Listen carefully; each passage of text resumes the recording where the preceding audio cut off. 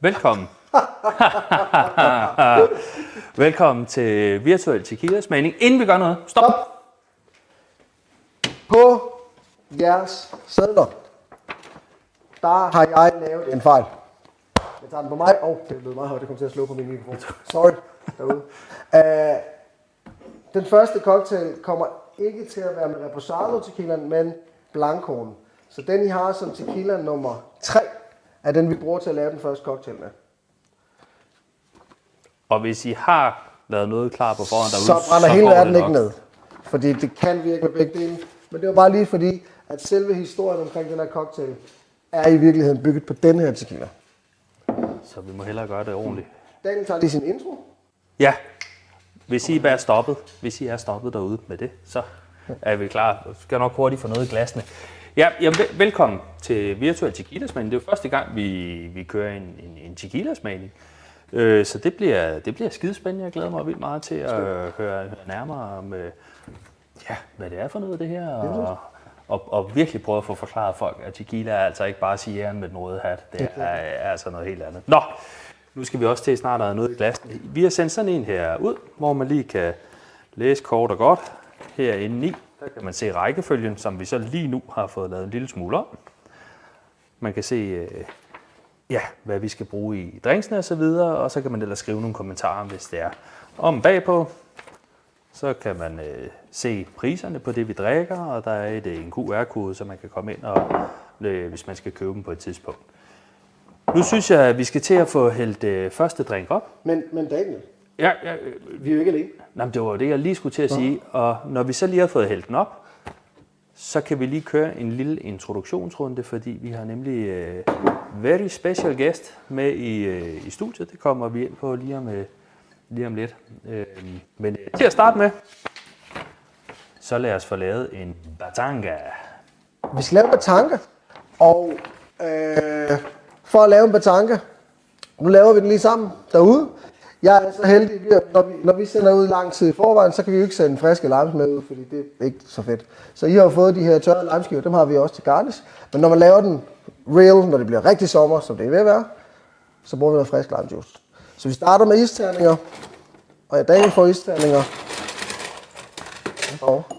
Og har I spørgsmål undervejs, så skriv endelig i chatten. Jeg står og holder øje på computeren her, så stil endelig en masse spørgsmål, så vi alle sammen kan blive rigtig meget klogere på tequila. Og så skal man bruge Tequileño. Og Tequileño Blanco er den her cocktail stammer fra en cocktailbar i byen Tequila, som hedder La Capilla, som er en rigtig gammel kantina. Og i 60 år, der det her har været deres hustequila. Lige siden den blev stiftet, der var det deres hustequila. Og de lavede en cocktail, som hedder La Batanga. Inden vi hælder cola i, skal man så lige smage den ren? Det kunne man sagtens. You can try it neat. Well, actually, we have tasting glasses. Ja. Skal vi lige hurtigt vende det med glassene her? Det er bare, når vi skal jo igennem 5 forskellige tequilaer. 2 af dem har vi som drink. Så det kan være en god idé at tage drinksene i et drinksglas, altså et glas, hvor der er plads til masser af isterninger. Og så selve tequilaerne i sådan nogle tulipanformede glas, whiskyglas, romglas, cognacglas, whatever. Mens I står og dufter og nyder det, så fortæller jeg lige hurtigt batangaen. Ja. Som batanga, det er tequila, is, lime juice. Jeg har lavet en saltkant på de her glas, og når man laver en saltkant, så er det en god idé at lave det på halvdelen af glasset. Det gør det ikke så meget i Mexico, men det gør jeg, fordi så kan folk vælge. Det er ikke alle, der er til det. Og en lime juice, frisk i, og dejlig mad med Tequileño tequila, og cola. I Mexico, helt specifikt, der bruger de faktisk en Coca-Cola, som er lavet af Coca-Cola, men er lavet af råsukker. Så den er ikke lavet med det her high fructose corn syrup, som Coca-Cola er lavet med alle andre steder. Helt specifikt i Mexico, der er det lavet med lime juice. Eller med råsukker. Ja. Så det er sådan faktisk amerikanere tager til Mexico for at købe mexicansk cola. Der findes importfirmaer i USA, som importerer mexicansk cola. Så rører den rundt en gang. Med hvad dog? Med hvad? Jamen på baren And the name Batanga, Yeah. it's a bit of fun, because Don Javier had a friend. In Mexican slang, it means short and chunky, and he has a friend that was short and chunky, and he sent him to get some glasses that were short and chunky. And in the Philippines, they have boats called batangas that are short and chunky boats. And so in Mexico, you say la batanga, it means that you're on the water, which means that you're always drunk. Oh. So that this whole thing came from one of Don Javier's friends, and it's a little fun twist. So now that we basically reveal the secret. Kan du lige få mikrofonen op af... Ja, jeg prøver. Så er alle vist lidt knas med den. Jeg prøver igen. Den på Er det bedre nu? Det håber vi. Godt. Vi prøver. Now that we kind of revealed our secret guest, we have a visitor today. For the first time, we actually have an English-speaking guest. So we will be doing some of it in English.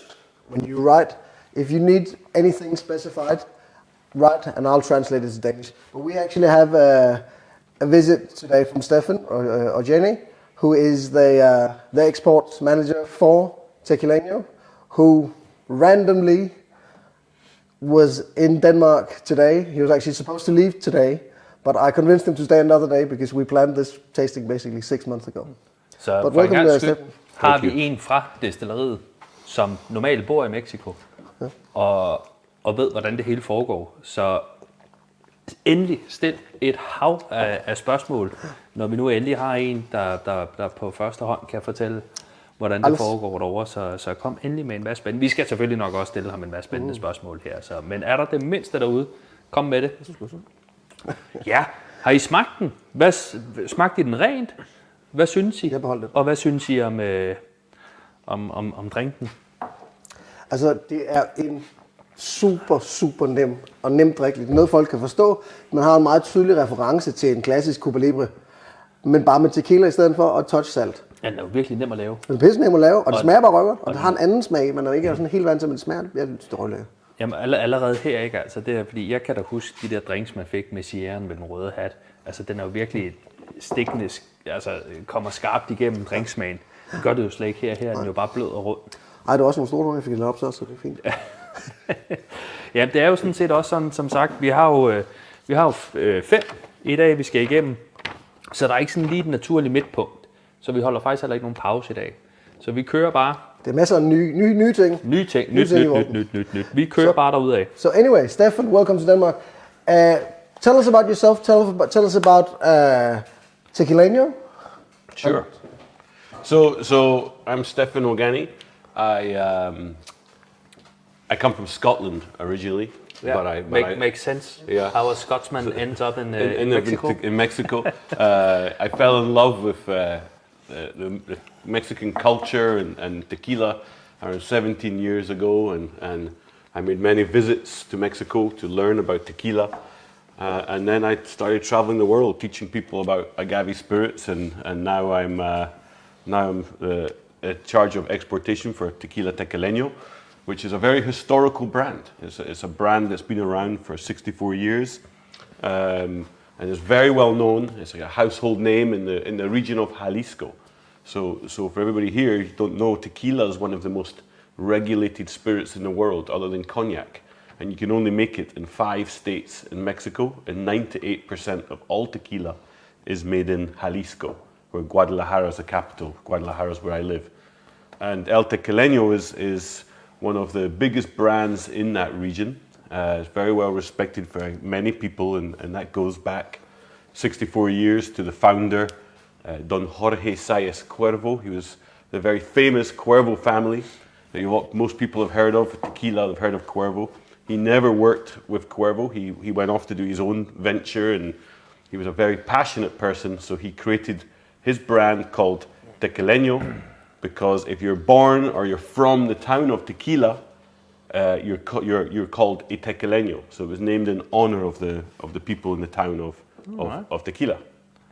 So it's, the brand is now in every kind of cantina across Guadalajara. You see Tequileño everywhere, and Don Jorge was a very charismatic person. He was very fun. He was He was well known for having many fiestas, parties, and inviting many people to his distillery to have big, large events that lasted 3 days at a time, where they drank all of his tequila. Sounds like a good guy. He was a very lovely guy. He loved having fun, and he was very generous. So he was known for being very, very generous. And sometimes he had a little bit too much fun. He had 26 children, 3 wives. That's just enough fun. It's not too much, but it's exactly the amount of fun you should have. So, but he was known. 6 or 2, bro. He was known that wherever he went, he always took his tequila with him.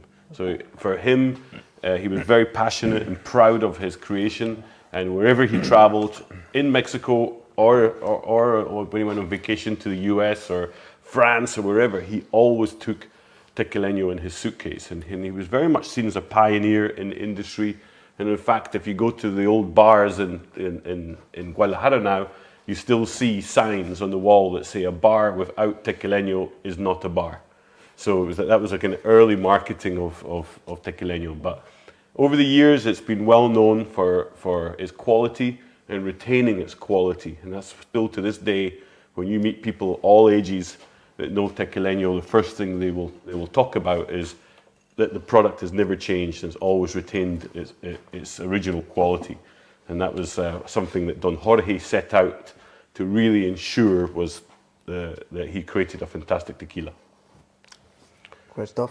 It's a super tasty cocktail. I love this. I think this is just a very accessible cocktail that most people can make. They carry the ingredients themselves.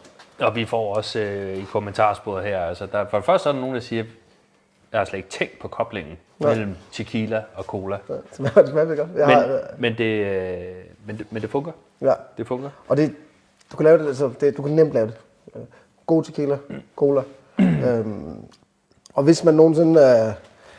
jeg har stødt på det, nogle importfirmaer, der køber de her mexicanske cola. Men det er meget sjældent. I'm just telling them that I have actually seen like import-export companies carrying the Mexican cola in Europe, but it's madly expensive. Yeah, and it's like very, 4 times the price. Yeah, so we just chose the normal Coca-Cola. Og jeg er ret... Jeg kan huske, da jeg smagte den, da vi skulle lave det, var jeg ret overrasket over balancen. Altså, hvordan det spiller sammen. Ja. Men det er sådan en lidt nem og floral cider. Ja, spørg. Så skål. Skål derude. Skål Yes. derude. Og salut. Salut. Det glemte vi jo sidst. So, tell us actually about this tequila specifically. Okay, so there are 2 types of tequila, 2 categories of tequila, should I say. One is regular tequila, which is also known as mixto, and there's also 100% agave tequila. So in the 2 categories, if it says 100% agave, that means all the sugars 100% come from the blue agave, which is the raw material that goes into making tequila. If it just says tequila on the bottle, it has to, by law, have a minimum of 51% agave and 49% other sugars. Okay, so this one here is a regular tequila, but it's a little bit of a difference because this has 70% agave and 30% other sugars, with the main one being piloncillo, which is it's like a cone, a little sugar cone that you see a lot in Mexico and Central South America, and they use it in baking a lot. But it's a very high quality sugar source, and it's got a lot of rich flavors that contribute to the tequila. And this is the number 1 selling tequila in the town of Tequila. So it's a very well respected product. You've already tasted it, no doubt, in your cocktail and a little sip of it. But it's got this real beautiful natural sweetness. It fills your mouth. It's got nice pepper spice, and it's very balanced and easy to drink. So it's a well-made tequila overall, and that comes down to the ingredients that go into it in the process, which I will explain in a little while. Ja. Som Steffen han siger også nu, bare for ligesom at ham der, så skal jeg lidt ud i pap. Så til de folk af jer, der har været til smagninger med os, hvor vi har smagt på whisky, eller vi har smagt på rom. Så når du skal destillere noget, så handler det om at finde noget med et sukkerindhold. Du skal have noget tilgængeligt sukker. Og til at lave tequila, så råproduktet, det er agavefrugten. På mexicansk, der hedder den del maguey. That's what you call agave? Or? The maguey, yeah. Og det er et nøgleprodukt. Så når vi snakker whisky for eksempel, så snakker vi altid om korn. Og skotsk whisky, så snakker vi som regel om byg. Men her der snakker vi om agaven. Nu har vi ikke taget nogen med, fordi vi er ikke i Mexico. Men det er en ret stor plante. De kommer i mange forskellige størrelser. I'm just talking a bit about agave. I'm talking about that they come in many different varieties and many different... There's like over 200 varieties of agave. Many people think it's a cactus. It kind of looks like a cactus. It's got big spiky leaves. It is a succulent, but it's actually a cousin of the lily family, would you believe? But it's a succulent, and for tequila, by law, you can only use the blue agave. So it's a very specific type of agave, and depending on where it's grown, has different flavor profiles, kind of like grapes and wine. And so for Tequileño, we use our blue agave only from one specific area, which is the Los Altos region, the highlands. So in tequila, you have the highlands and the lowlands, where people produce tequila. The lowlands, the agave in that area has a more earthy and vegetal flavors, and the highlands more naturally sweet, fruity and floral flavors. So that's what the profile that Don Jorge wanted in his tequila was a more naturally sweet, fruity and floral. So that's where we source all of our agaves from Los Altos. Cool, very cool. People enjoying it? If you do, you can say tequila. Tequila. So as we always say, det lyder som om at folk de kan godt lide det. Jeg tager just put mic. As we always say to you guys, On the table. Is that okay? we can't see you, but you can see us. So if you're having a good time out there, if you want to join in the comment section, we're always interested in your kind of feedback and any questions. It's always nice for you guys to give us a bit of feedback. I can see that there's good. There's good. Jeg started to. Der begynder at komme jokes. Super jokes, jokes incoming. Og så altså endelig fortæl os. Jeg kunne rigtig godt tænke mig at vide, er der nogen der har smagt den rent? Og hvad synes I? Eller tænkte I, vi venter lige til den næste med at tage den rent? Jeg kan faktisk meget godt lide de her hvide tequilaer. Også til sipping. Ja. Ja, og nu for det næste vi skal have, det er jo deres platinum. Ja. Og den skal vi skal jo smage en rent, så der kommer vi jo meget mere ind på det. Skal vi skænke den op i glasset nu? Skal vi gøre det? We're going to platinum? We're going to the platinum, yeah. Okay. So I'll pour us the three of us. I'll tell you about the platinum. You know, you're the guest. You're the most guest of all of us. Thank you. Yeah. So you're the most guest. So tell about Scott from Mexico. So our blanco, the one you just tried in your cocktail, and is our what we call a regular tequila or mixto tequila. Now we're going to try the platinum, which is our more premium product. It's 100% agave, and don't pour too much, but just put a tiny bit in the middle of your hand, a very small amount, and then if you rub your hands together, what you'll feel is it's oily. You have an oily feeling to it. Yeah. And what that oiliness is that we don't chill filter. So when you chill filter a spirit, you remove all the natural fats from your product.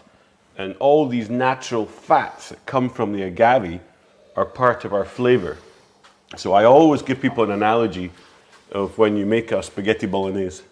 And you always make too much bolognese. You should. And you put it in the refrigerator, and the next day you have that layer of fat on top. If you take that away and reheat it, it might taste nice, but it tastes different. It's very much the same in tequila. So for us, the fat is a big part of our flavor because we really want the flavor to come from the agave. What I didn't mention was the agave takes a minimum of 6 years to grow. So if you think of any other spirit or whiskeys with corn and wheat, etc., their annual crop cycles, here in tequila, it takes at least 6 years to grow. So you want to take the flavor from there. So when you smell your hands, that's the smell of agave. It's super floral. Like It's like rich, super nice. I think, and not to talk bad about the other product or anything, but this is just so much more smooth and rounded and balanced. Yes, it's more elegant overall. Yeah, elegant. That's a good word. Citrus, nice kind of light honey. It's you know, it's a very balanced product overall, and that's the. It's so calm. Yeah, It's one just thing, nice. one thing we've not discussed here is how do we drink tequila? Okay, so we're drinking tequila at room temperature, and tequila should be drank at room temperature. So well-made tequila should be enjoyed. You should feel all the flavors, and that there's lots of layers of complexity, and you should have some nice spice in your mouth. You shouldn't have burn in your chest. You know, so that's how we like to drink tequila, neat and at room temperature. Yeah. When you drink it, it's surprisingly smooth on the palate. Yeah, but you get that natural sweetness that comes from agave. I know that you don't use any additives. No, so that's actually a very good point there. So for everybody here, there's over 3,000 brands of tequila. Okay, there's only 140 distilleries. So you can do the maths there. There's many brands are made at only one distillery. And for those of you interested in tequila a little more, there's a fantastic app you can download called Tequila Matchmaker. And the Tequila Matchmaker app, you can actually see exactly where each tequila is made and how many tequilas they make and the process. And it helps you gauge and understand a bit more about the product. But in the world of tequila, you can add up to 1% of additives. And the 1% of additives are glycerine for sweetness and mouthfeel. You can add oak extract for flavor, caramel for color, and sometimes flavored syrups like vanilla. Can you do that in a 100% agave? Yep, that's legal. In everything. It's legal across, and actually the only thing that's not regulated is the concentration. So that's a little loophole. So people use high concentration and 1%. So many brands are full of additives because they want you to have this smooth feeling. So, but this one is smooth without. But we do not add any additives. Everything you're tasting is natural. All the sweetness is natural from the agave, and we're certified additive free. That's delicious. Ja, så man kan sige, at man må gerne tilføje op til 1% af andre ting i din tequila, men alt det her, som El Tequileño laver, Uden noget som helst tilsætning. det er ren tequila. Og det virker som om folk, de er glade for det. Nu er der godt nok en, der spørger, hvornår skal vi smage den med hatten? Skal vi heldigvis Den ikke. kan du smage i aften. Heldigvis bagefter. ikke. Somebody says, somebody's already drunk and saying, when do we taste the one with the hat? Men det virker som om, folk synes, den smager virkelig godt. Den er meget rund, absolut ikke skarp eller sprittet eller noget. Sådan en stor foralnæs. Det er lækkert, det er Stefan, you mentioned the concept about highland agaves and lowland agaves. So this is kind of like terroir with grapes, where you get. So it's very much, you know, if you think of a Chardonnay wine from France and a Chardonnay wine from Australia.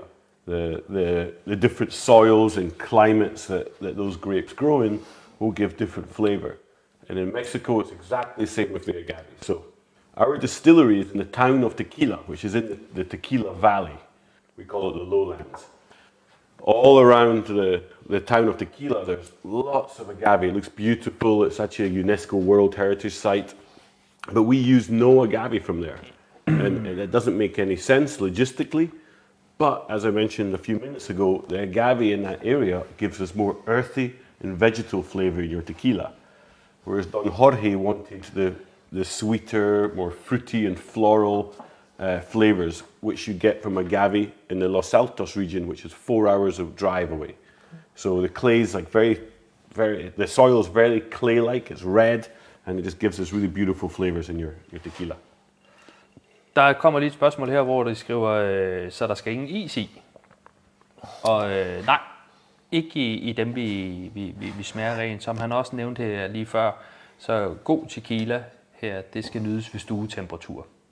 Og det er simpelthen, at når man begynder at putte isterninger i og så videre, lige så snart der er noget, der er rigtig koldt, der kommer ind på tungen, jamen, så trækker smagsløgene sig sammen, og så smager man ikke så meget. Der vil jeg jo gerne til de folk, der har været til smagninger med mig før, modsige det og sige, der er ikke nogen dogmer.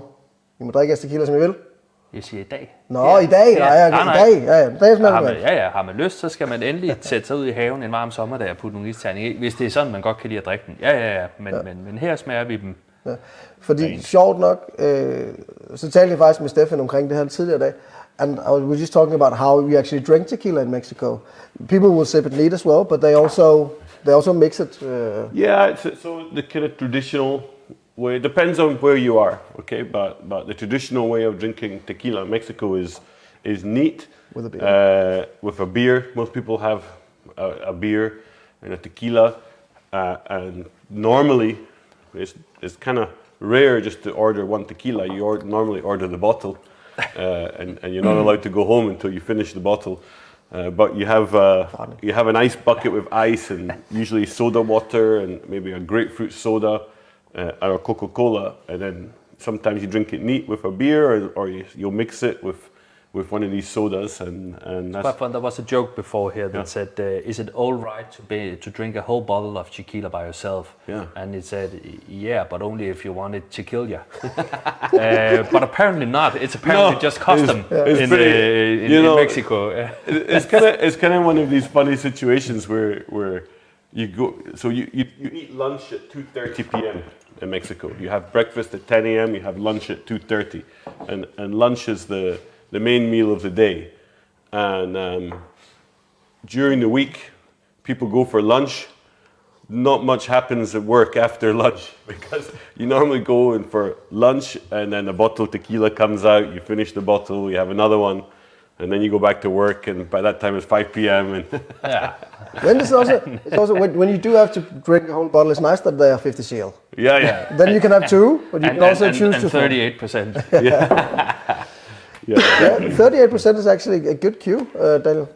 Tequila, what can be bottled and what can not be bottled at? So tequila, by law, can be a minimum 35% and a maximum 55%.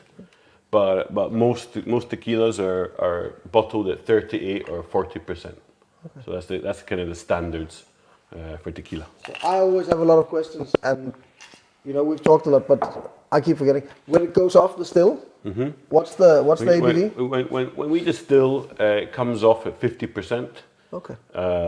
And then we bring it down to the. Do you have any plans about doing a strong tequila?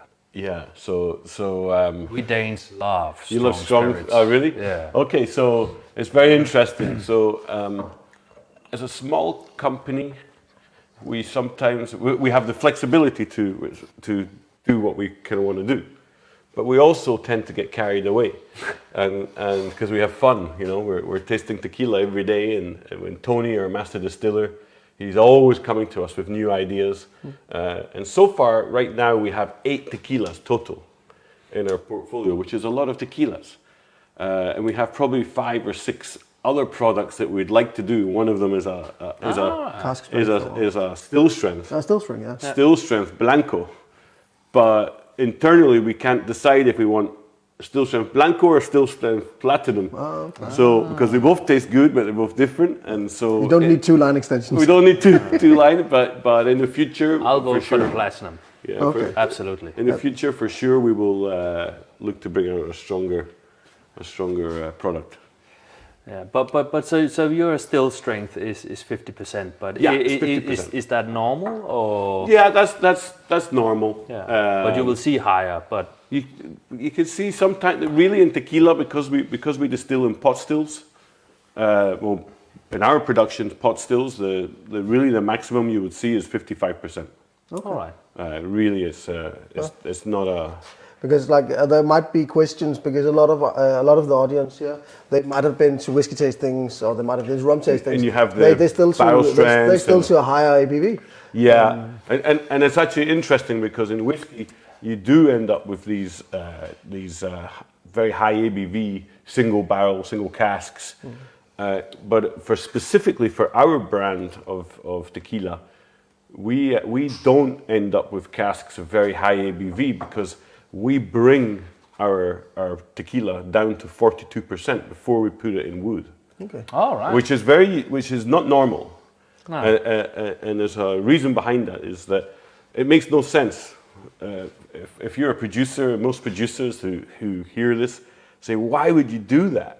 Because you're aging water, okay? You're aging lots of water. But when you age tequila at higher ABV, the tannins in the wood absorb the fat from the tequila.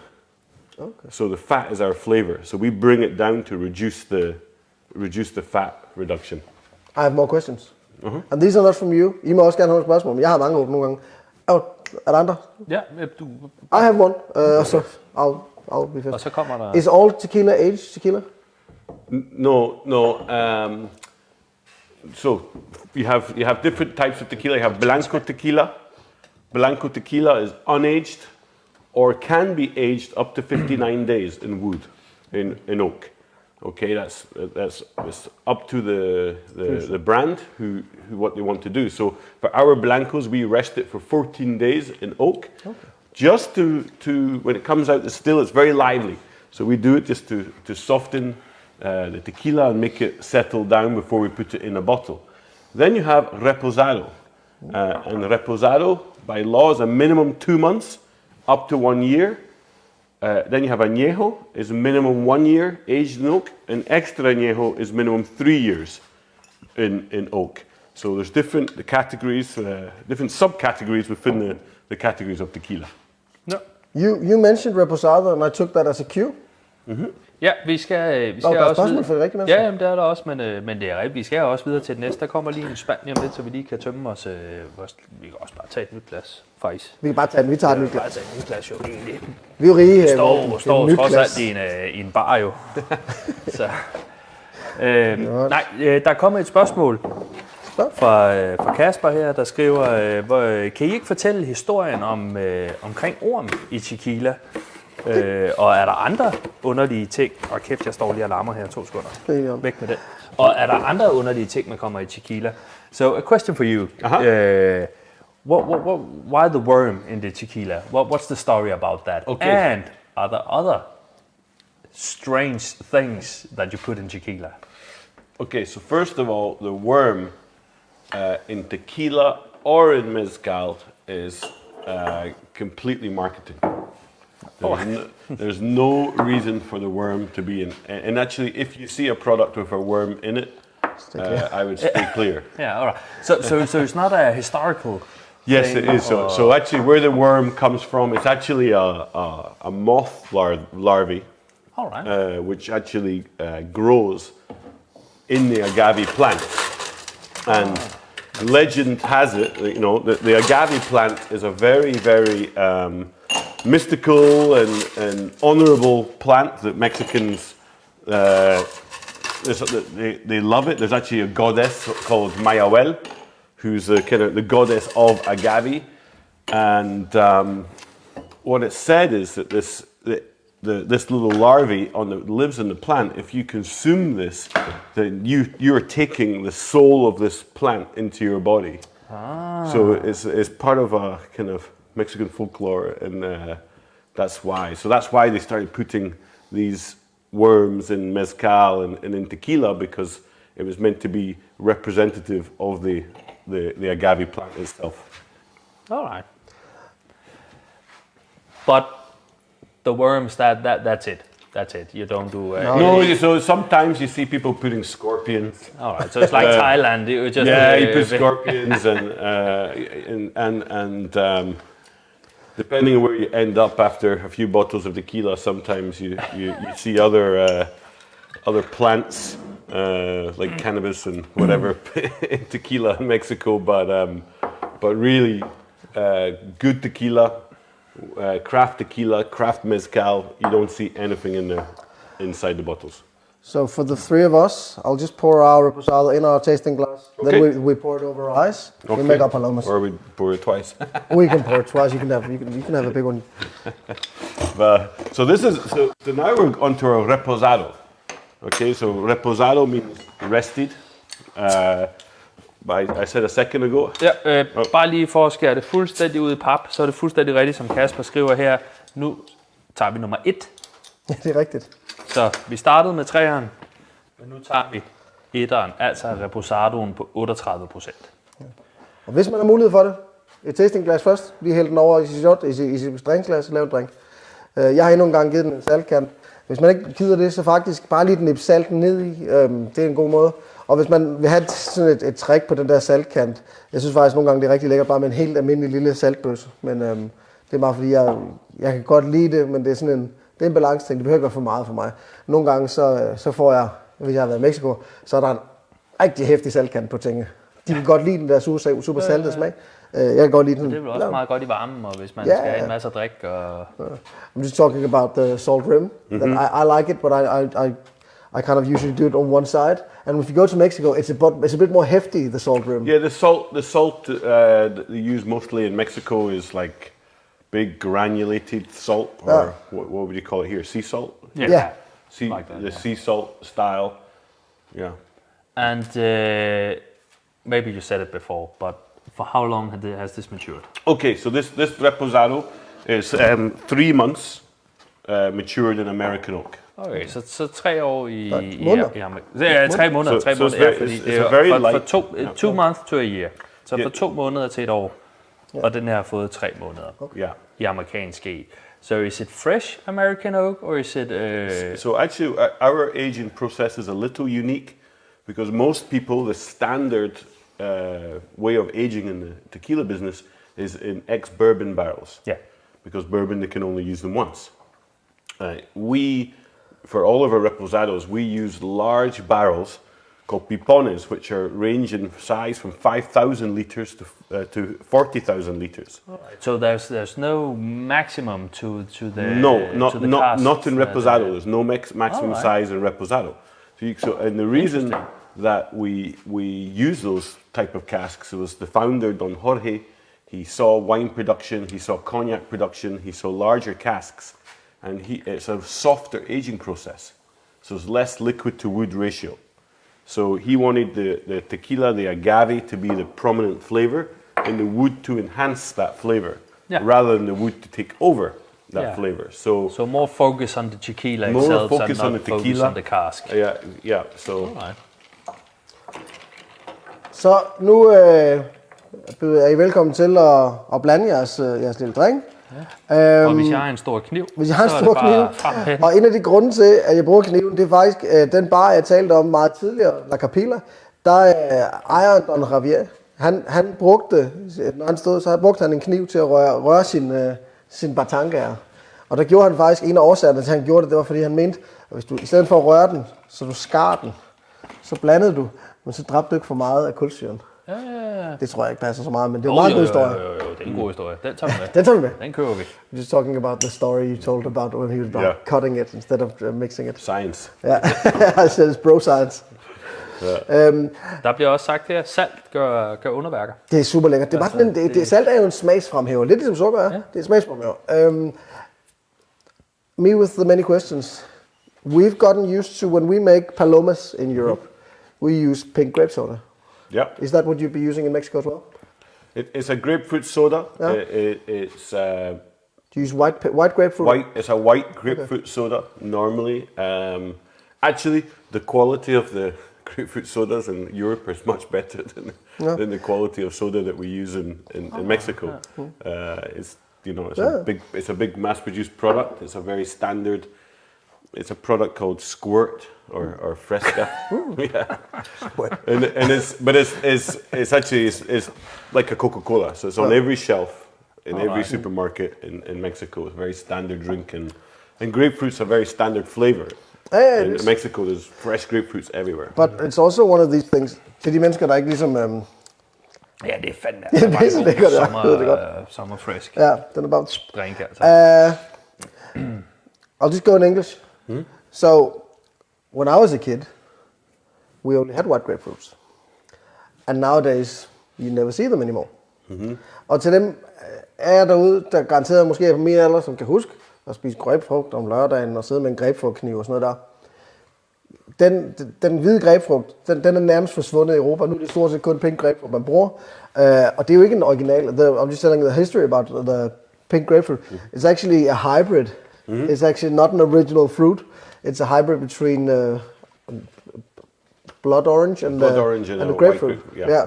And it originated in Florida, as far as I actually know. It's Texas. Texas Ruby Red. Okay.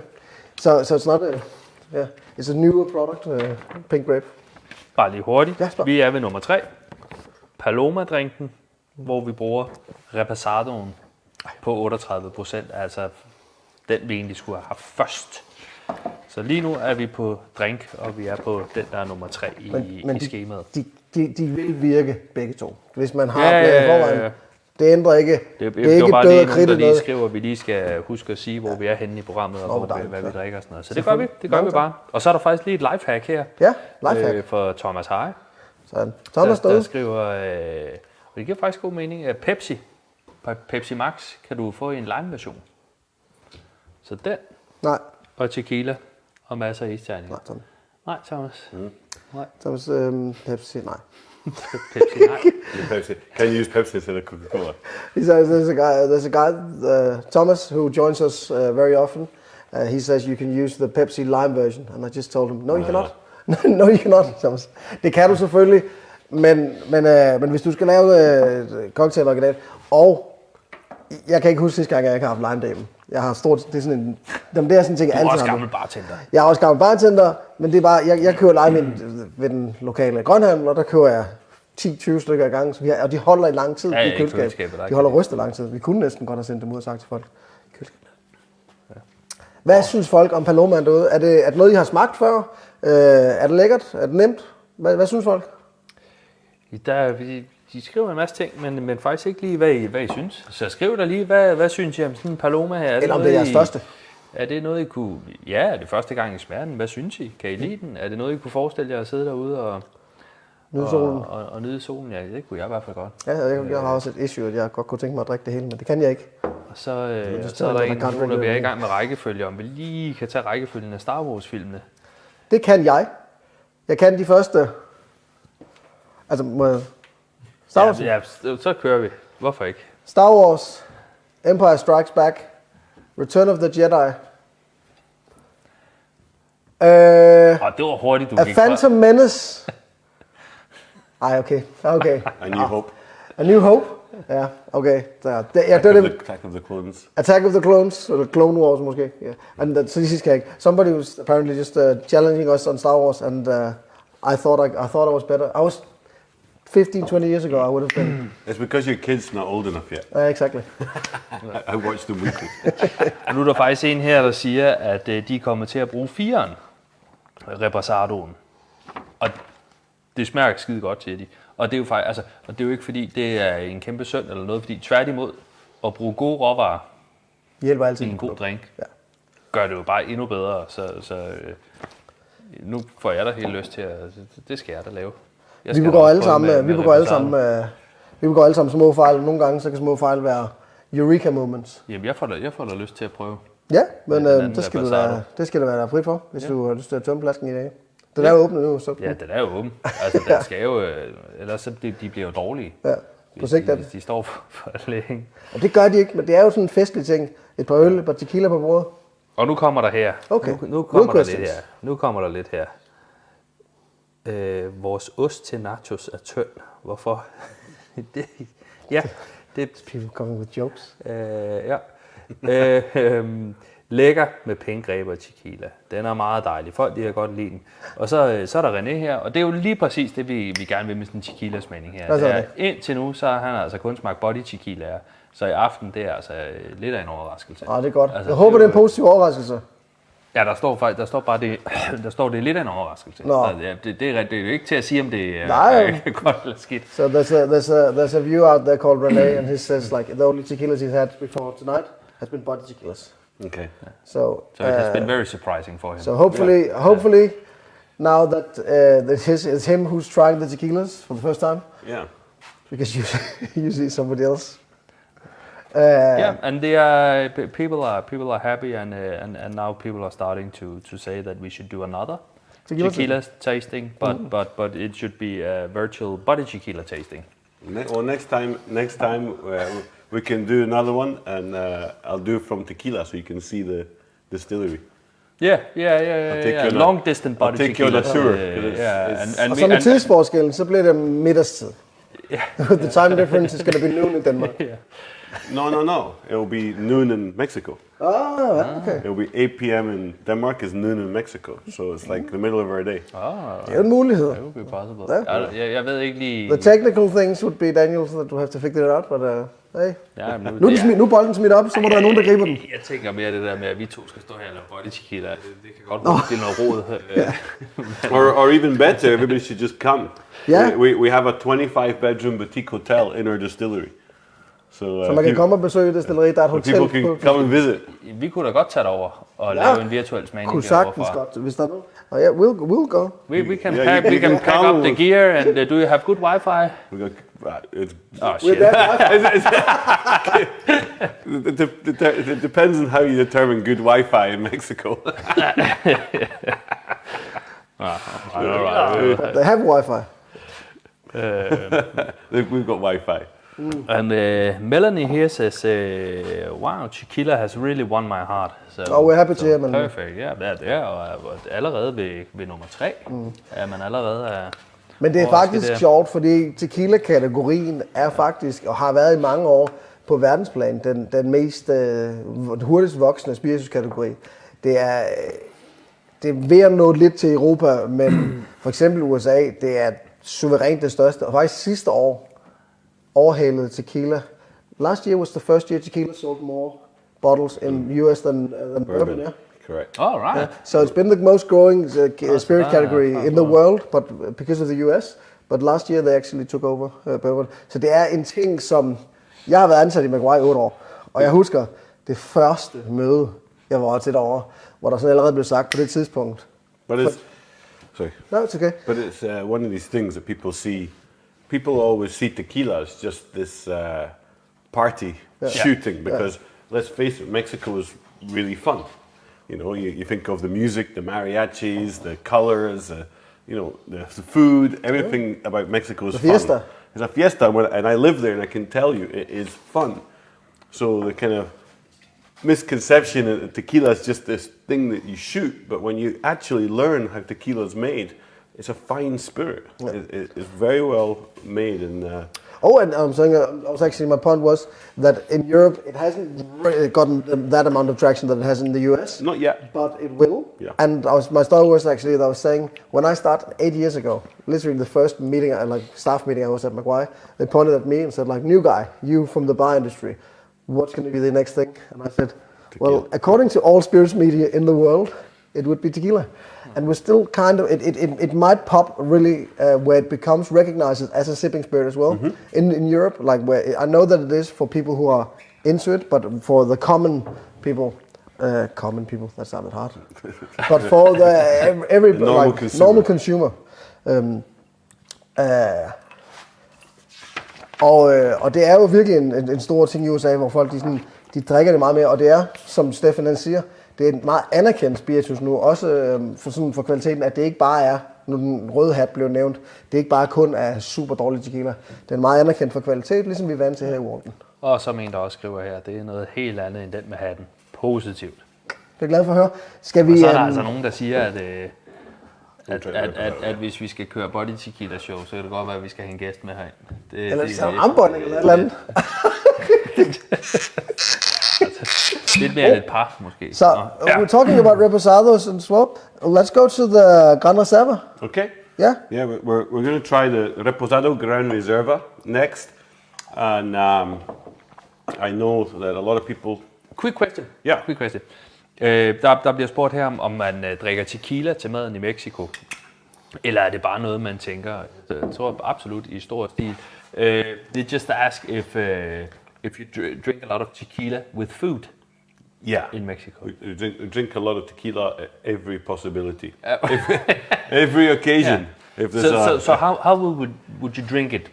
So for lunch, for example, you will pull out a bottle of tequila and will you shot it after the food, or will you sip it during the food? Sip during the food. All right. Most people drink in glasses like this. Yeah. You know, like this kind of Glencairn style glass, or a little tiny, the tulip shape, like the small brandy balloons. Yeah. Okay. That's very common in Mexico. Actually, what's not very common is the straight shooter. Really? It's more the little brandy balloons. That's how they see it. But people sip the tequila during the meal. Yeah. So a thing that I learned many years ago. Oh, you have a story as well. I'll just have another question. A thing that I learned many years ago is this concept about people drinking tequila with the tequila, lime, and sugar. The tres amigos. Salt. Oh, the tres amigos. Yeah. Okay. But that's not a common thing in Mexico, is it? No. So if you see the normal shooting, the salt, lick the salt or whatever, and shoot, and that's not common at all. And where that really comes from is that's kind of Americans that have come down and if you go to any kind of traditional taqueria, any kind of traditional restaurant. What is a taqueria? A taqueria is a place that serves tacos, like by the side of the road, or kind of a broken down old house. Right. Yeah. But there's always limes and salt on the table. Okay, so it's just a common thing that you add a bit of salt or you add a bit of lime to your tacos, and so that kind of cultural Lime and salt. lime and salt influence on the US people from the US have come down, seen this, and taken this back with tequila. And it's just become a ritual. Oh. But you never see that, and people do not drink. They do not lick the salt or squeeze, bite the lime. No. Og som jeg sagde til Stefan, i Mexico, så kalder man det der med tequila, salt og lime, man kalder det tres amigos. Og det er sådan en nedladende måde. Og det er, hvis man er sådan lidt en turist, eller hvis du er en amerikaner, som ikke ved, så siger den, at han skal have sådan en tres amigos. I was just telling about like this, like kind of condescending. If somebody doesn't know tequila and they order that, it's like, oh, that's the tres amigos, you know. Yeah. It's like American tourist coming to Mexico, he'll drink that, but Exactly. yeah, okay. So now we're doing the Reposado Gran Reserva. Yes. This is an 8-month Reposado, so aged for 8 months in these large American oak barrels. So it's just like the other reposado. So it's still the Big pipons, yeah. The only difference as well in this one is it's longer aging time, but also we mix a minimum of 15% 1 year and a half añejo, which we age in ex-bourbon barrels. And it gives it much more complexity. Right. And when you say ex-bourbon barrels, it's not rebuilt big, it's like proper. The Jack Daniels. Jack Daniels barrels. As they come from the distillery. Yep. We buy Jack Daniels as our ex-bourbon barrels, and so 15%. minimum 15%. Minimum So 15%. so because we don't use additives, the blending process is not as simple as most would be. We've got to continuously blend between barrels in order to achieve our flavor profile. So the last batch we did was actually just under 25% of añejo that we needed, but it's no less than 15%. So that's why. So everything's done by the flavor. I know there's a lot of whiskey drinkers and rum drinkers here, and as a Scotsman, obviously I like whiskey as well. This is my daily sipping tequila. I like this one. A bit more structure, bigger and rounder, and has that kind of those vanilla, woody, cinnamon whiskey notes. Yeah. Og det er så reposadoen her på 40% Gran Reserva. Hvad får I på næsen derude? Jeg får sådan noget super lækker kanelsukker. Like cinnamon sugar. Almost like, which is also like a very Mexican thing with like cinnamon sugar and stuff. Like churros. Yeah, churros, the cinnamon sugar. Churros is like a very common Mexican dessert. Friteret, fried batter. Fried batter, yeah. With cinnamon like donuts. It's like a donut, basically. Yeah, I like it. It's like the classic tequila taste, but with some spices. Exactly. And sweet spices, huh? Yeah, coming forward. Vanilla, allspice. Vanilla, allspice, cinnamon, and allspice. Yeah, I get caramelized banana, allspice, and So I enjoy sipping this, and Yeah, that's a super delicious thing. well, I pour myself a large measure in the evenings. So, how much do you produce? How much tequila do you distill in a year? So we produce. We do it in liters. So let's just say we produce roughly around 1 million liters of tequila, and of those we're considered a small distillery. Yeah. When compared to any of the bigger brands, we're very, very tiny. But we produce 1 million liters, and of the 1 million liters, around 75% is sold in Jalisco, the main tequila producing region. All right, so you only export 25% out of the region. Yeah, so for 60 years, the brand has been around for 64 years, and for 60 years, the family only sold in the region of Jalisco. So even in Mexico, we are outside of Jalisco. Yeah, it's new markets for us. We're just starting. We're starting to open new markets as we are opening new countries. So it's very interesting. It's just we're very, very strong in that region, and it's not. You actually find most of the big, well-known tequila families. They also drink Tequileño. Yeah, it's a very respected brand in the industry. We're very honored to have so much of your products in Denmark. Then. And actually, it's also funny because you didn't export. I know a lot of bartenders that used to, whenever they would go to Mexico, yourself as well, before you moved there, we'd fill our suitcase. They would go and they would fill their suitcases with Tequileño because a lot of most other brands had an export. Mm-hmm. So bartenders would specifically go for Tequileño and bring it back to Europe. Fylde deres kufferter med Tequileño i tequila, for det var det, de ville med hjem. And our master distiller is Tony Sayas, and Tony's third generation. So his grandfather was the founder of Tequileño. But his father, Antonio Sayas Sr., is the master blender. And he is one of only 5 people in the industry to ever be given the award of Gran Tequilero. So it's the most prestigious award in the industry, which is given for your service to producing tequila and the quality of your tequila and just helping people in general in the industry. So he's a very well respected person and for his tequila, but also just for him as a person, how he's helped the industry. I don't know if you actually mentioned it, but you told us about like the amount of tequila brands and the amount of tequila distilleries. Mm-hmm. Do you sell to other people? No. So it's very common in the tequila business. I said there's many distilleries make lots of contract brands, and there's actually a lot of distilleries that just produce bulk, and people buy bulk tequila. Yeah. And distilleries don't have to declare that they purchased tequila from somewhere else. At Tequileño, we're one of only 10 tequilas that we only make our own tequila at our own distillery. We don't make tequila for anybody else. We don't buy tequila from anybody else. So everything is 100%. 100% made by you, bottled by us, you. Bottled by us. Yeah. Tequila. Yeah. So, just a question. You're a Scotsman. Mm-hmm. So it's perfectly normal that you have a beer and you have a whiskey on the side. Yeah. So you have something. Do you have something similar in Mexico, like a drink and a tequila on the side? Yeah, we call it double parked. Double. All right. So you got it. Perfect. You even got a name for it. It's very common that because also in Mexico, most people drink. You don't drink draft beer. Like the past 2 days here in Denmark, I've had a lot of draft beer. You don't get draft beer really in Mexico. It's all bottles. Yeah. In actual fact, the bottles are half the size. So if you have Corona, they're called Coronitas. So they're little beers, and you have them in a nice bucket like this, and it's so that because it's very hot in Mexico, it's so that we always have a cold beer. So they're little small beers and like 2 sips, and you have your tequila. So, normally it's kind of 3 beers to 1 large tequila. But it will be with beers, not with drinks. No, we have just beers. Yeah.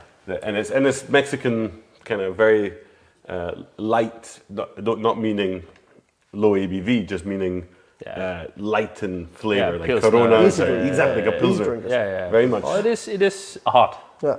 So it's a warm climate, you know. Yeah, nice refreshing beers and a nice tequila. Forget about tacos. Can we celebrate Tequila Tuesday, please? Yeah, Yes, exactly. That could be Tequila Tuesday. that could be a good thing for arbejdsmarkedet. No, it's great. What does everybody think of the Gran Reserva? What do they like a bit more spiciness, like this big cinnamon? Folk, det virker som om, at folk er rigtig glade for den her Reposado. Der er Kasper her, han siger, at den slår altså min Patron Silver, som han ellers er rigtig glad for. We have a guy here that's really fond about Patron Silver, and he said this beats it. So, yeah, thank you. Very happy about it.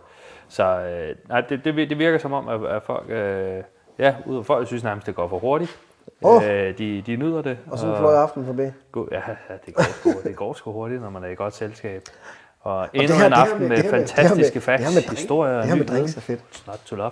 Drinks og noget ved siden af, det skal. Jamen, og det var også derfor, jeg spurgte. Fordi jeg synes det we're just talking about this thing. We don't usually have this like with a drink, and we usually have like just straight spirit and do six.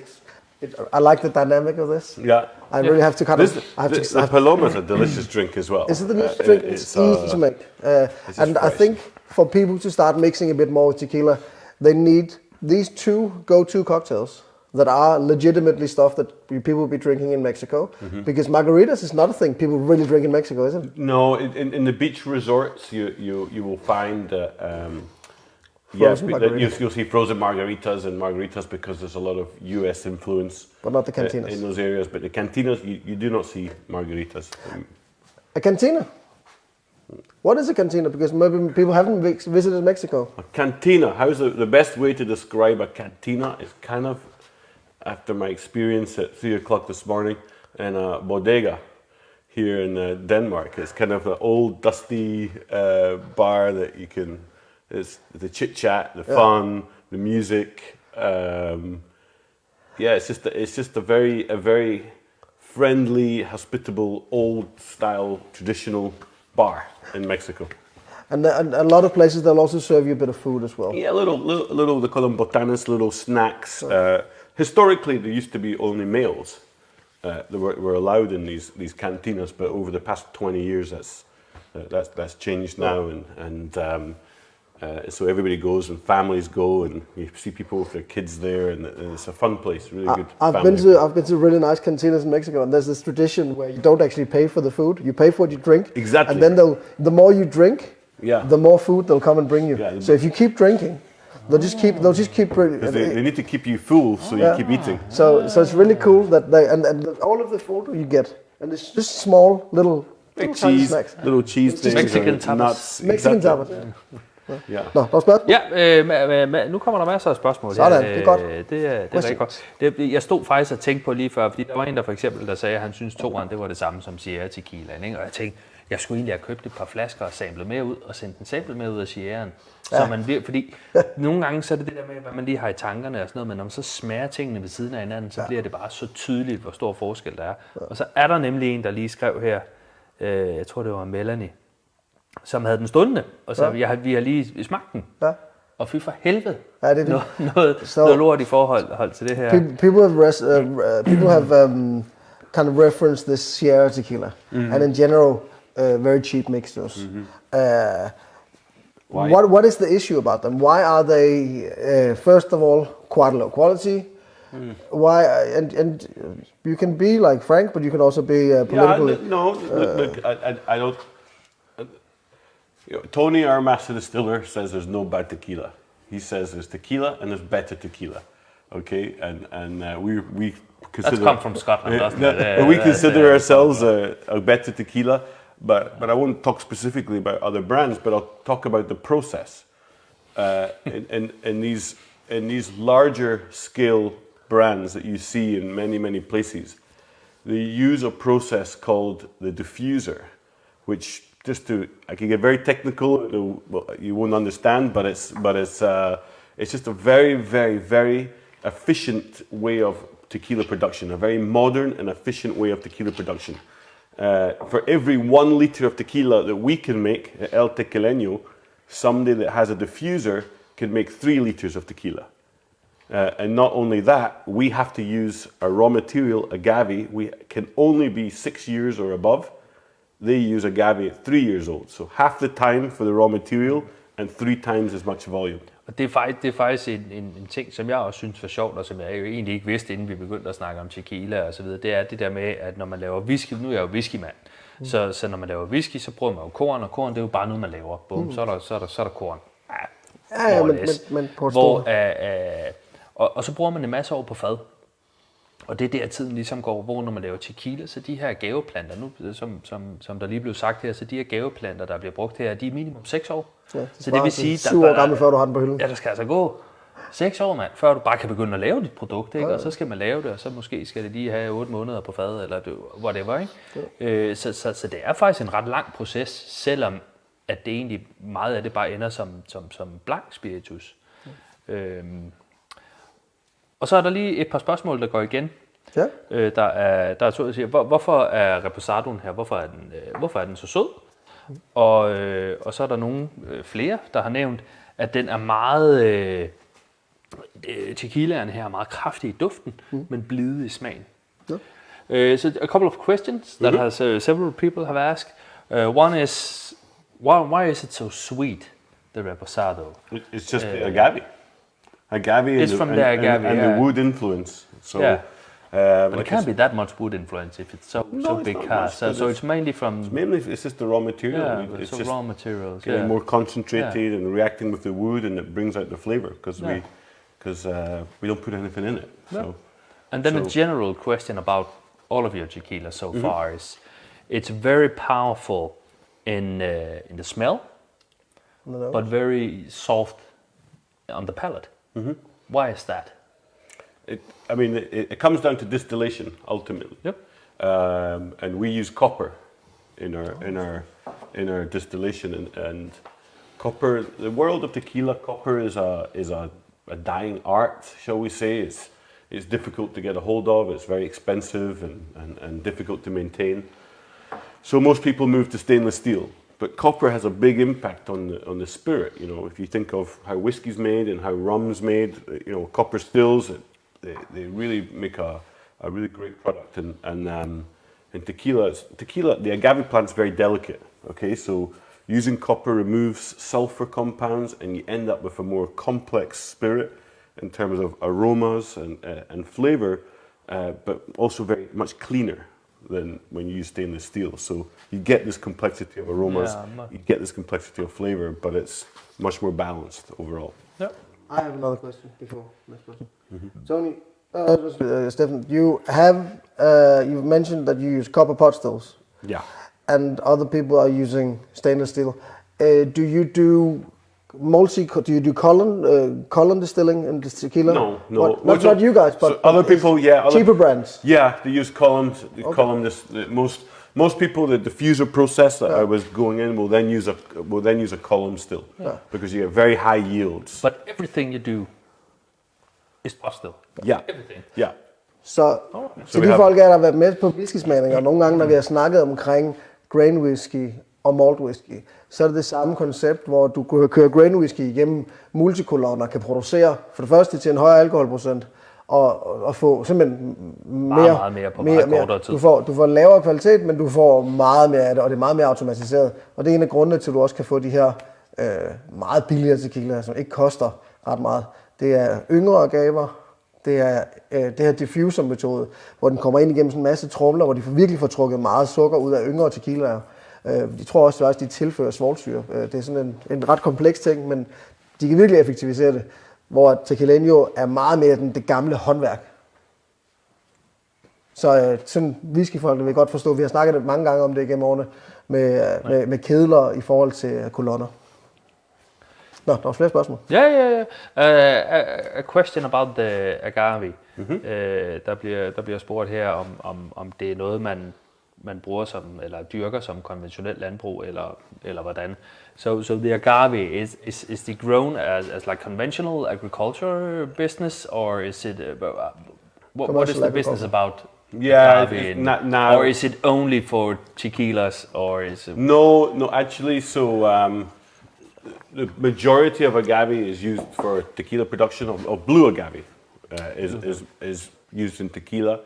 But also there's a big agave syrup business that you'll find now in lots of supermarkets, and insulin. Insulin? Insulin production. So again, when you're making spirits and whiskey and rums, etc., glucose is the main sugar. In tequila, it's fructose. So this is kind of, people argue from a scientific point of view, but your body can break down fructose at a nicer rate than glucose. Because glucose, your blood goes up, and and then you crash. Whereas tequila is always like this, and that's why that phrase "tequila" makes you happy. It's the way your body processes it. But so there's a couple of other industries that use, but predominantly is tequila. Cool. Yeah. Okay. But yeah, that makes sense. And keep in mind, so you can only make tequila in 5 states in Mexico. Yeah. The main state is Jalisco. 98% of all tequila is made in Jalisco. There's 4 other states, but they're mainly for agave growing. All right. And how much agave do you use? To make? Do you need like big fields of agave? Okay. So just to put it into, we need to make 1 liter of tequila around 8 kilos of agave. So and each 1 to 8. Around 8 kilos of agave per liter of tequila, and each agave weighs around 40 kilos. 40. Yeah. They're massive. All right. So you get about 5 liters from one. That's the easiest way, simplified way of explaining it. So and all agaves are harvested by hand. There's no machine. Oh, right. So there's guys, they call them jimadores, which are farmers. But it's still motivational to know that when you go pick up that agave, you're going to go 5 liters of tequila. These guys are usually very skinny and extremely strong. And they work from 6 a.m. till around 1 p.m. so the sun's not too hot. But I've tried it, and I'm going to tell you, it doesn't matter how fit you are. When you do that, you find muscles you never realized existed. Is it something that you can actually get a rash if you touch it? Yeah. So the agave is such high starch, the sugar content, when it's raw, when it rubs your skin, it can burn your skin. Yeah, because I've heard about people like standing and having pictures taken with agave, like cut agave. People always want the picture, and then they end up with big rashes. Nå, er der gode spørgsmål, eller kloge mennesker? Yeah, very good question here. So, the Neko here, how do you rate this on a color on the piss scale? On the piss scale? Dehydrated. No. So we have a comment here where Thomas, he bought some agave syrup, I should mention here, but used it in cocktails. That was agave syrup, yep. Yeah, fantastic. Yes. Tommy's margarita. So it's actually, there's a really famous drink called the Tommy's margarita, which is tequila, freshly squeezed lime, and agave syrup. So most margaritas have Cointreau in them, the orange liqueur. But this gentleman, Julio Bermejo, Julio is one of the most famous people in the tequila business. He's an ambassador for tequila in the world. And he has a restaurant in San Francisco called Tommy's Mexican Restaurant. And he created this modern classic margarita because he said that the orange liqueur took away the flavor of the tequila. So he wanted something to enhance the agave flavor rather than cover it. So agave syrup, tequila, and squish of lime. Fresh lime. So bit of salt. And if you want salt, but you don't have to have salt. But it's such a delicious drink, great for this time of year in summer. But yeah, you can have it with salt, without salt. You can add a bit of chili, make a spicy margarita. There's lots of variations. But have you ever considered using salt for your highballs? My whiskey highballs? Yeah. No. Maybe I should try. Maybe we should. Nu står vi jo og drikker de her juicer, og nogle gange så er der tit folk, der spørger mig sådan og siger, kommer inspirationer. Nu de her 2 er rigtig gode inspirationer, vi har drukket i aften. Nu har vi nævnt Tommy's margarita. En anden ting, som også er fedt, hvis man laver for eksempel en stor portion af Tommy's margarita, er der nogen, der hvis man har lyst til at gøre den lidt længere og lidt friskere, så kan man faktisk lige toppe den af med lidt øl. And you can top it with beer. Hvad?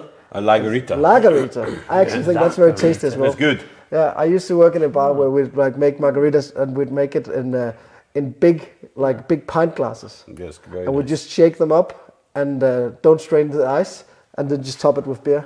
That sounds so strange. It's really good. No, but it's very delicious actually. We basically would make But it in shaker. needs to be like a pilsner. Yeah. Yeah. You can use or a wheated beer. Yeah, it's what I've You can tried. you can make a nice sweet. Yeah. Yeah.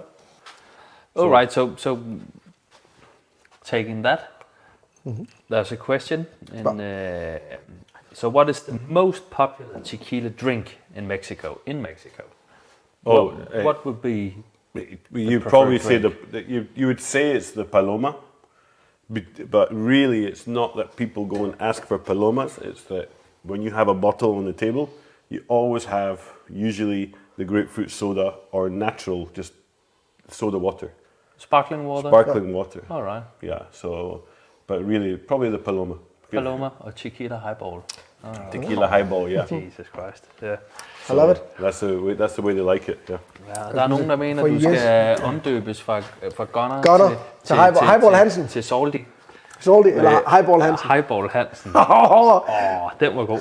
Den var god. So Daniel's nickname, he has like a moniker. He had a big whiskey blog, he still has, and his blog is called The Whiskey Viking. So a few tastings ago, where I said like just for fun, I said like, I would like a cool moniker like you. Highball Hansen. So the guys out there, they came up with a long list of different monikers for me, and one of them was Gunner because we had Pusser's Gunpowder Proof. Okay. And I think that was my favorite rum that night. So Gunner was my, but now Highball Hansen, fordi jeg har jo prædiket det her med whisky og dansk godt. I've been preaching whiskey highballs for a long time because I like that. I like easy mixing easy drinks. Well, the tequila highball is very, very popular. Ja. Tonic, tequila tonic smager faktisk også rigtig godt. Tequila tonic works very good. It works, yeah. But it does. Can we just quickly have the recipe for Tommy's? people are asking for that margarita? Yeah, we just sure. talked about? So it's 50 milliliters of tequila of your choice. No, Tequileño. Tequileño. Tequileño. Category, Tequileño. 25 milliliters of freshly squeezed lime and 12.5 milliliters of agave syrup. So it's basically the ratio 4:1. 4-1. Yeah. So if you learn that ratio, you can make a lot of cocktails. The daiquiris are the same. 4-1. Gin fizzies are the So same. when you have that, yeah. then optional, you could take a pilsner or a wheat beer and top it up. Yeah. It makes a lagerita.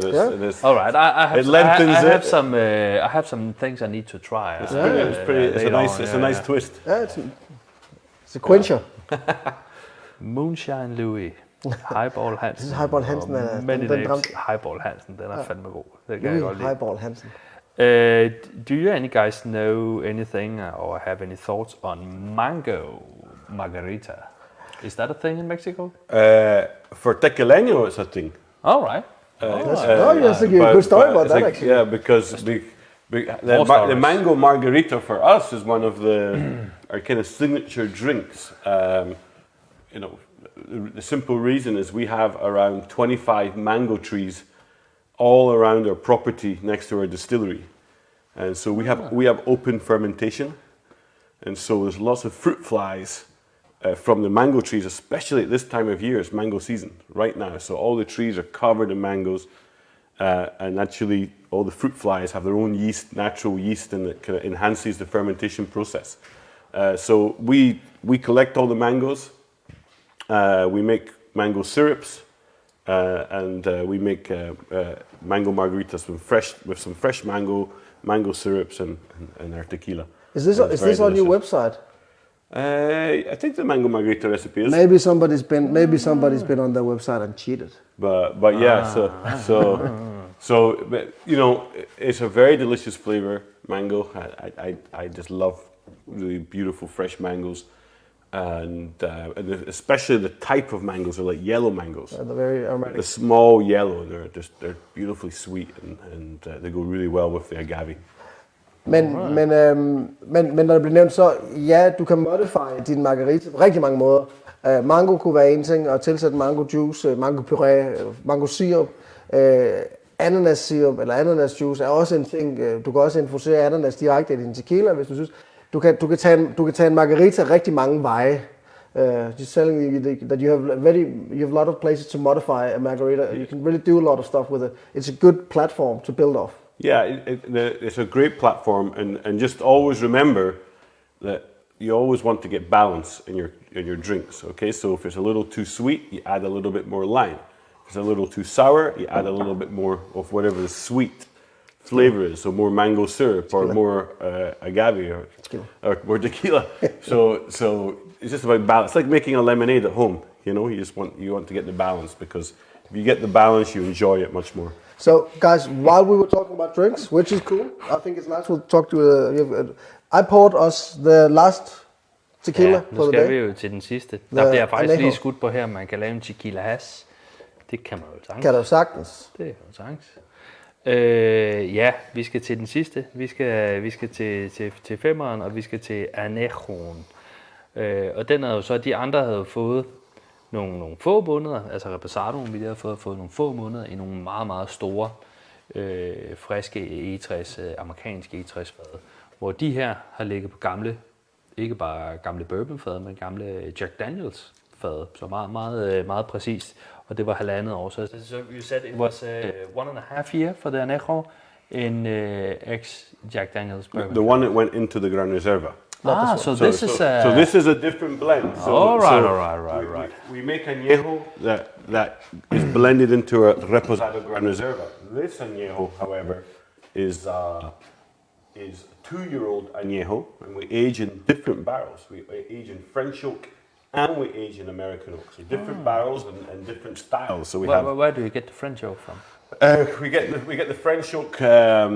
We got different sources actually. All right. So, but we buy them all through a big barrel maker in California.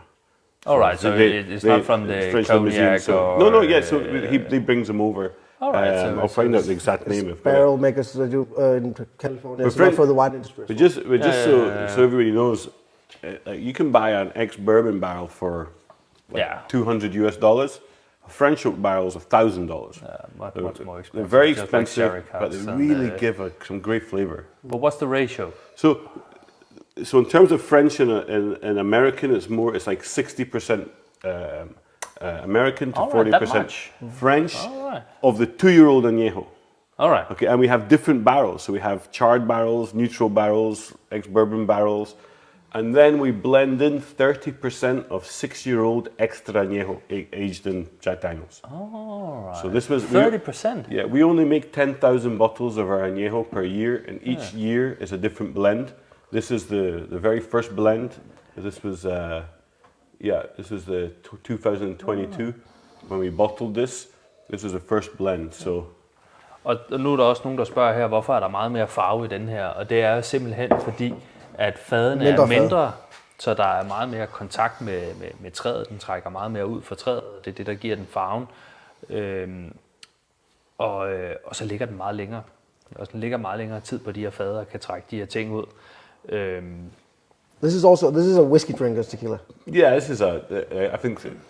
It's a whiskey If you like drinker's. whiskey, this is big and rich and a lot of flavor. You can definitely get the French oak influence, more kind of dried fruits and this kind of luscious flavor.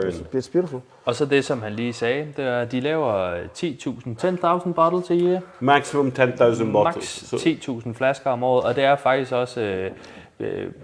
vi havde masser, der vi gik i gang med at planlægge smagning her. Vi er desværre udsolgt. Jeg har tre flasker på lager, og I har udsolgt. Ja, vi er udsolgt. Vi får igen på et tidspunkt, men det kan være, der går et par måneder. Jeg kan ikke sige det. Men PT er udsolgt, så Daniel... Så det, jeg har det lige til at vide, hvor... Nej, det tager lidt tid. Det er super. Men så de forsvinder vel fra dit hylde, der ikke går ud fra de tre. Det kan jo være, der er nogen derude, der skal have. Jeg har jo taget nogle ting med, hvis det er, folk har lyst til at købe noget. Ja. Så har jeg faktisk taget, nogle muleposer med til alle folk, som køber noget i dag. Muleposer. De er jo moderne. Jamen, du skal starte med. Jo, det er rigtigt. Så alle folk, der køber noget i dag, i aften, de får en mulepose med opskriften på batangaen. De får også og faktisk lige, hvis du holder den op, så kan man jo faktisk se kniven. Ja. Så kan man se kniven i batangaen, saltkanten, opskriften. Man får en lille fin Tequileño pind med i sin pose. Når man køber noget, så sender altså Daniel gør det tager jeg mig ikke af. Og alle dem, der køber noget alle dem, der køber noget i aften, ikke bare tequila, alle der køber noget, eller de første 40 ordre. Først 100 år. Nej, jeg har ikke engang 40 tasker. Ja, det er det. Jeg håber det. De første 40 ordre får der. Og ud af alle, der køber i aften, så har jeg også lagt en t-shirt med La Batanga og Tequileño. Og der trækker vi altså lod om det. Der bliver lagt en t-shirt. Og der er faktisk kun 2 størrelser. Hvor simpelthen det beklager. Der er medium og large. Så der er mulighed for at vinde sådan en sej t-shirt, når man skal sidde ude i sin vinterstue eller i sin terrasse og bare nyde solen, komme ned med sin Batanga eller sin Thomas Margarita eller sin Paloma. Er der flere spørgsmål, eller skal vi til at lukke ballet? Vi skal til at smage den. Vi er til at smage den. Ja. Okay, we need to. I was actually getting ahead of myself. Okay. Because we haven't actually. Apparently. Var der også en flaske med i konkurrencen? Det er rigtigt. Vi trækker lod om en t-shirt og en flaske. Og den, der vinder t-shirten, vinder også en flaske af Blancoen. Og så kan man gå i gang. Og jeg ved, at der findes flere end 15 supermarkeder i Danmark, hvor man kan købe Coca-Cola og lime. Så det er bare... Og salt, det har alle. Der er ingen undskyldninger. Salt har ingen undskyldninger. Ja, no. Let's go for this. I was saying it was a whiskey drinkers, because it is a whiskey drinker, in my opinion. Yes, you taste much more of the oak influence now, especially with the 6-year-old extra añejo added into it. You still get that sweetness from the American wood and from the agave, but you get this more dried fruit and spice. Yeah, I was about to say it's more dry and more whiskey-like than the reposado, which was more sweet, much more sweeter, smooth and rounded. Much more cinnamon, more powerful. Yeah. More intense. Very nice. The flavor, right? Er der nogen whiskydrikker derude, der kunne forestille sig at sidde og nyde sådan en her? Det kunne jeg sagtens. Der er nogen, der spørger her, hvornår er Louis startet med at drikke, og jeg ved ikke, om det er i dag, eller om det er generelt. Jeg kan godt fortælle dig, det er jo ligegyldigt historie, hvornår jeg startede med at drikke. Men i dag... Og nu er der nogen, der spørger, hvornår er han stoppet? Det er hvad? Jeg stoppede i går aftes. Jeg tog tidligere hjem i går. Stefan han gik videre i byen. Jeg var hjemme klokken 1:30. Det var fornuftigt. Stefan var hjemme meget senere.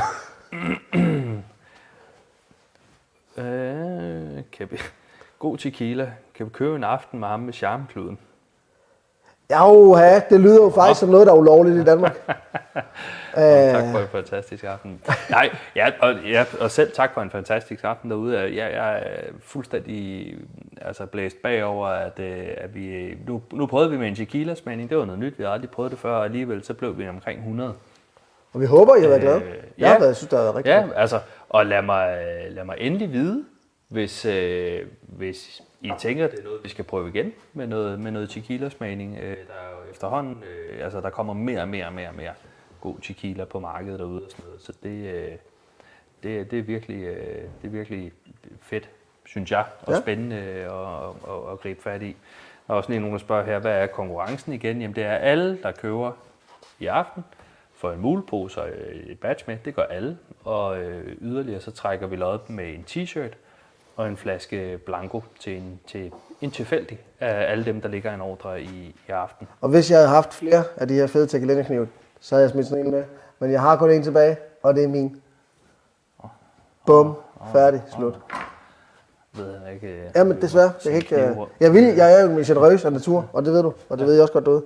Men den her gang, så stopper det. Ja. Men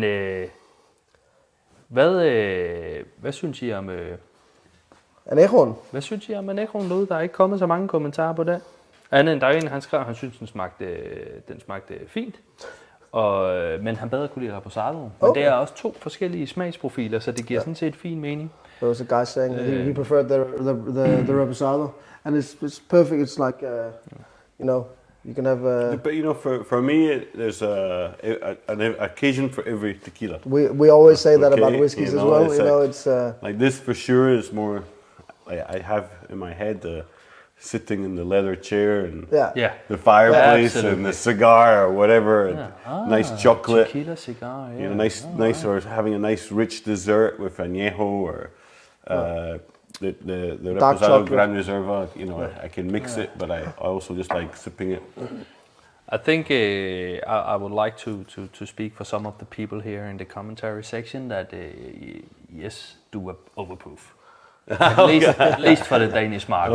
Okay. I'll look into it. Let's make that happen. You like overproof stuff here. Yeah, absolutely. Yeah, and tequila actually what overproof does is it makes it a little drier. Yeah, that's, A little drier on the flavor. It's very interesting how it affects the flavor, and I like it. I usually have the master distiller gives me 1 liter per month of overstill for my in a plastic Coca-Cola bottle, just for myself. Yeah. Exactly. Yeah. Of course, if you have experienced firsthand Yeah, the I distillery, of course. So you Yeah, got I'm the there. I'm there opportunity, 3 times a week, so. Yeah. Will many of the distilleries have overproof editions? No. So it's Very not very rare. often you see that. No. There's only a few brands that. Yeah. og generelt meget af det her limited edition er ikke noget, man gør i ret meget tequila. Det er meget store produktioner. Ja. Det er kun fordi Tequileño er meget små, at de har... No, single cask is not something you see. It's actually something you guys might be looking a bit more into, but it's not a common thing at all in tequila business. Single casks are not very common, but we've been looking at a few. It depends. Some people like to buy a cask, but yeah, it's not. You're in the world of tequila. Aging is actually a very young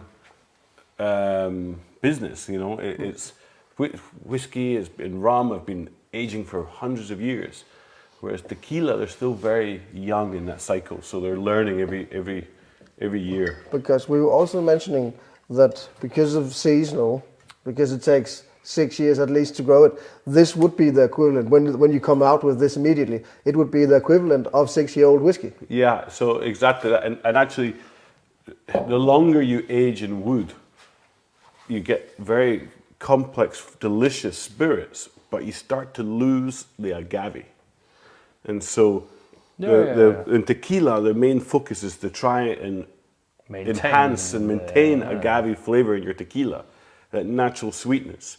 So some products are like, every now and again you see a rare product like an 8-year-old extra añejo, and it might be absolutely delicious, but you don't really taste agave. No, and that's actually a quite important message for you guys to get across here, because in most other spirits, it's about the maturation, it's about the 100%, and the blending, the maturation and the blending. Yeah, and when you have whiskey, so new make whiskey is largely quite the same from distillery to distillery. It's not that big of a flavor difference. Yeah. So that's all about the maturation and what cask you use and how long and so. But exactly as you say here, the longer time it stays in the cask, the more the character of the tequila is lost. It changes. The oak starts to take the oak influence starts to give the predominant flavors. Whereas what you want to try and do is have the oak enhance the agave flavor. Balance it and just... and that's the tough part. Yeah. Perfect. But even though it has lost some of it, I think there's still a lot of tequila character in this one. Oh yeah. This is 2 years and the 6 But I really like the influence from the cask and the tequila, the mix of those. But you also have, and we don't have, vi har den ikke her, men der findes også en endnu ældre, og i hvert fald lidt mere limited edition. Det koster så også 2.000 kroner flasken. Could you just quickly, what is the rare you got? Yeah, we have a Reposado rare. We literally have, in Europe, I think we've got 600 bottles left, and then it's gone. And it's a 6-year-old. And we have 8 in Denmark left. Yeah, we've got 8 in Denmark. Yeah, so it's a 6-year-old Reposado.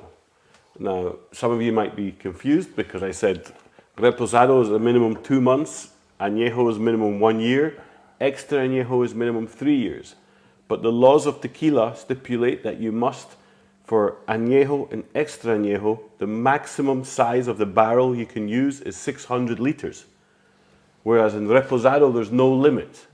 And so because we aged it in a barrel of 23,000 liters, we could not call it extra añejo. We have to call it reposado.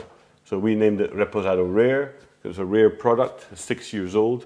And it's because we aged it in this really large barrel, you've seen the color of the añejo. The Reposado Rare is very light. Yeah. And you get a lot of agave, light honey, kind of on the nose, green apple, marzipan. A very delicious and complex tequila, and it's just won many, many awards. Det smagte den faktisk People always like it. Nå, er den god så? Det smagte rigtig, rigtig, rigtig godt. Ja. Hvis I er interesseret, så må I skrive. Så skal jeg skaffe en flaske. I'll tell you all a story. Måske, hvis der er nogen tilbage. A story about the Reposado Rare. A gentleman from Texas came to visit us in our distillery, and in the US it's $250 per bottle. And my wife, she also works in our business, and she gave him a tour. And he said, "Oh, I love this so much. I would love to buy some." She said, "Well, it's very limited, but you can buy some in the store." And he said, "How much can I buy?" He said, "Well, we've only have around 1,000 bottles left here in Mexico." This was just nearly 2 years ago. He went and bought 1,000 bottles, $250,000. And we shipped 1,000 bottles to his house in Playa del Carmen. That's how much he loved the tequila. It's crazy. Must have just fallen right into his tea. Yeah, he just loved it and said, "I don't want this to run out. I'm going to buy it and keep it for very years." Very Texan thing to do. Yeah, exactly. So bigger the better. Probably used it as a gift as well. I don't hope. No, he said he was going to give it as gifts as well. Because drinking 1,000 bottles is a bit overkill. He knew it was going to last for years. He just didn't want it to run out before he could purchase it. So he wanted it to last for him. 1,000 bottles. That should do it. That should do it. Yeah.